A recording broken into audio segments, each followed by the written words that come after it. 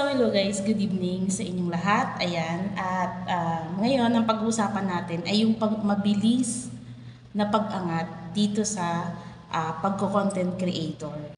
Ang isa kasi sa naiisip natin na mabilis na pag-angat is yung magpahatak ka sa iba.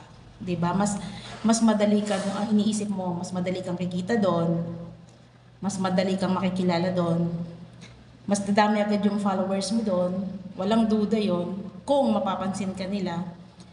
At yun, yung kikitain mo kaagad dun sa magiging views ng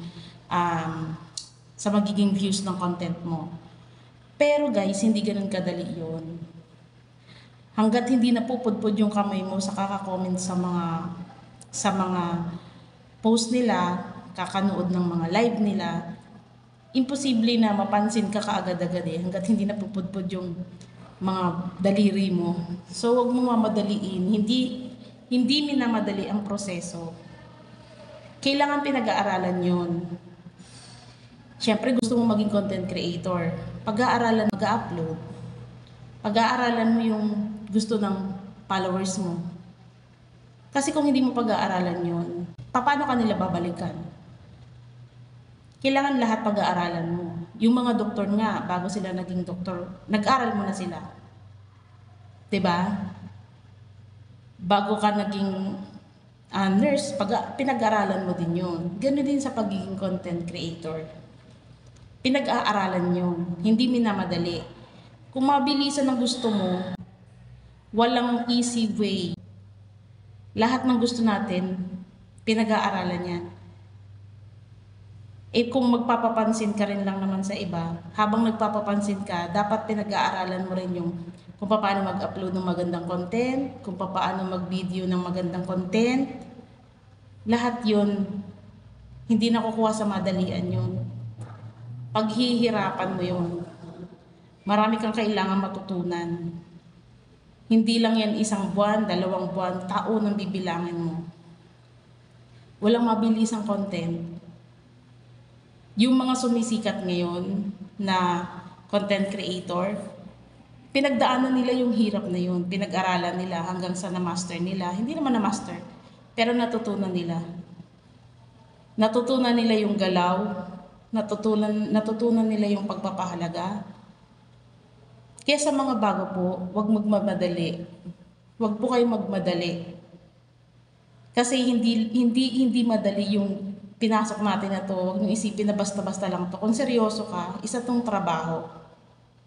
Kung may trabaho ka na fix at sumasahod ka, good for you. Kasi ito isang extra income. Pero seryosohin mo pa rin. Habang siniseryoso mo, dapat ini-enjoy mo. Marami pa tayong matututunan dito. Yun yung malalaking content creator na. Marami pa rin silang natututunan. Kasi naman, bawat araw, may matututunan tayo. Pero kung mamadaliin mo yung proseso, yung nagre-reklamo ka kasi hindi ka napapansin, nagre-reklamo ka kasi nagpalipad ka na, nagbigay ka na ng sandamakmak na stars, hindi ka pa rin napapansin, tapos magre-reklamo ka ulit dahil yung mga followers mo, robot. Kung gusto mo ng mabilis ang proseso, huwag kang magreklamo kung ano yung outcome.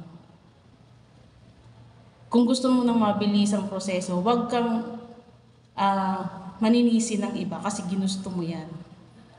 Ganun lang yun. Kasi ito, pinag-aaralan to. Hindi ito simpleng hindi ito simpleng gusto mo lang, masaya ka dahil ginagawa mo, hindi yun Kaya mo ginawa to, ang reason mo is kumita. Pero kung gusto mong kumita, daanin mo sa tama. Walang easiest way. Lahat ng content creator, lahat yan, nagsimula din sa wala. Nagsimula din sa kung ano yung pinagdadaanan nyo ngayon.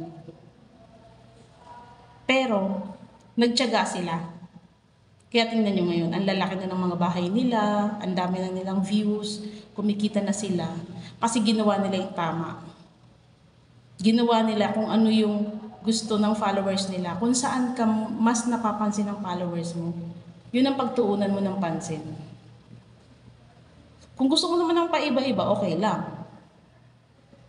Pero, make sure na yung na ginagawa mo is gusto ng followers mo. Hindi yung gusto mo lang. Kasi pwedeng gusto mo, ayaw ng followers mo. One side lang yun. One-sided lang yun. Ikaw lang may gusto. Sino mag-views sa'yo? Ganun yun, guys. Lahat yan pinagpapaguran. Hindi yung basta magbibideo ka lang ng ganito, magbibideo ka lang ng ganyan. Sa simula, pwede mong gawin yun eh. Video ko lang to, video ko lang yun. Okay na. Nagawa mo na. Pero kailangan mo pa rin magsikap. Kung gusto mo ng maraming followers, magsikap ka. Walang masama sa pagpo-promote eh.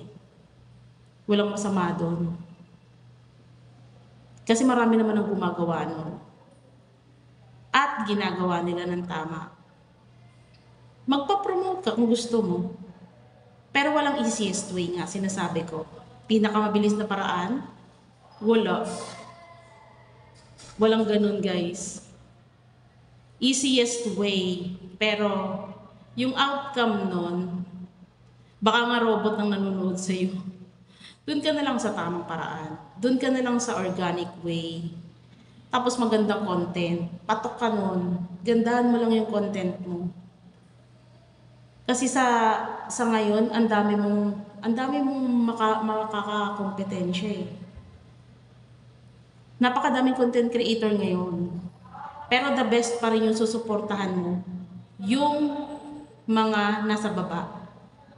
Sabi ko nga dati pa, habang umaangat yung followers mo, dapat umaangat din yung views mo.